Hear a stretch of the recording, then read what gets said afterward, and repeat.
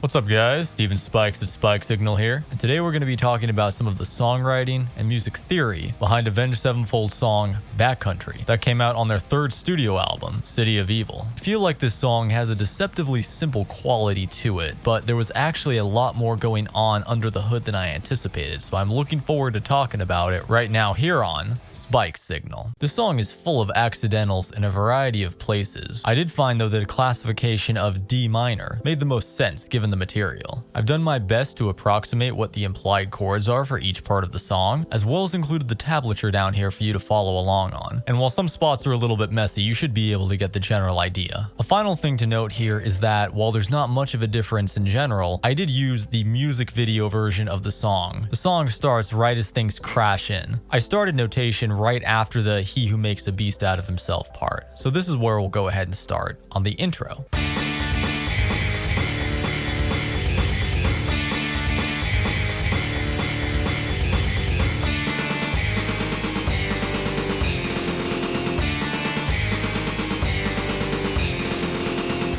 So even on that beginning part, we have several interesting things to talk about. First of all, rhythmically speaking, on the first measure, on the offbeat of 4, we jump down to the D minor, which characterizes the following measure, or at least part of it that can be seen here. It's quite a subtle thing that I never truly noticed until looking at it, but it is something that keeps things quite interesting, no doubt about it. Melodically speaking, they utilize a G sharp power chord in between the two D minor chords they have. There's a lot of ways this can be interpreted that I probably won't get into here, but a couple of the ways are viewing this as a power chord based off of the root of the sharp 4 of D minor, viewing it as implying a G major chord as I notated here, and perhaps evidence that this entire first part should be viewed in a different key entirely that's not D minor, though I decided not to go down that route for this analysis. Moving on to this section where the vocals come in for the first time.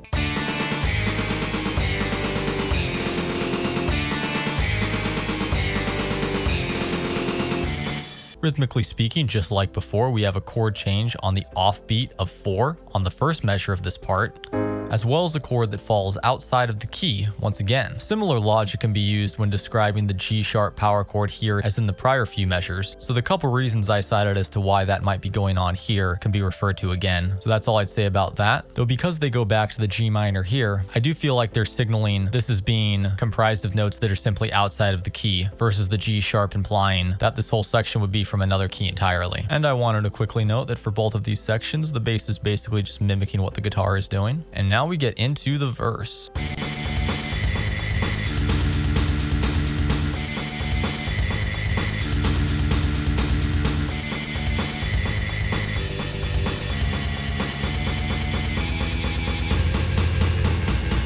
And we actually played right along through the pre-chorus here. So again, for the verse, you have a couple ways you could look at it. Now, if someone was going to try to play full chords over this, what sounded best to my ears when I was testing was that this A flat right here have a D diminished chord played over it. My reasoning for that is that these 3 notes, ascending backwards, so to speak, outline a D diminished chord. We have the D here, the A flat here, the D here again. And when I say D diminished chord, I guess what I mean is the D diminished power chord with a 1, the flat 5, and the octave. Technically speaking, you should be able to play a D diminished chord over this entire part right here, given the fact that D here and D here are also of course the root of D minor. When I was testing, I felt that just playing D minors sounded best. Let's take a quick listen to the pre-chorus again.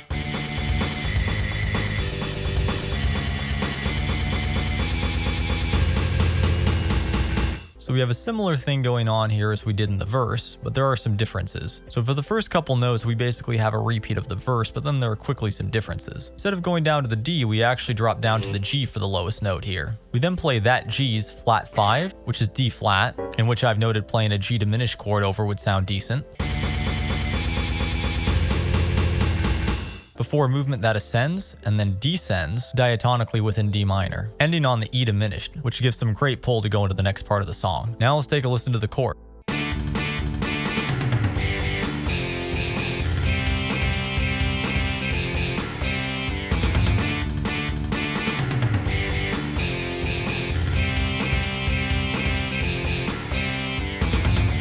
And And apologies for the messy score here. Some of the formatting got messed up when I switched to this view. The first measure of the chorus is in D and does a little bit of rhythmic stuff as well as palm mutation to keep it interesting. It then goes to the G minor, which is the 4 of D minor, before coming to rest, so to speak, on the F major, which is the relative major to D minor. Not forgetting some pedal tones here and here for good measure. Then hangs out on the C for a while, which is the flat 7, which gives some good pull to the final measure of the chorus, before jumping back again to the flat 3, which is F, before doing an ascension that's on the flat 7, which is C, to give pull to the next verse, with a bit of an ascension here just to pull it a little bit more to going back to that D minor on the verse. The verse then repeats. And this time right here, the repeat is actually set to go 4 times. So there's more time given to the vocals to sing and do their thing, before finally moving on to the pre-chorus, which is a repeat of what we observed before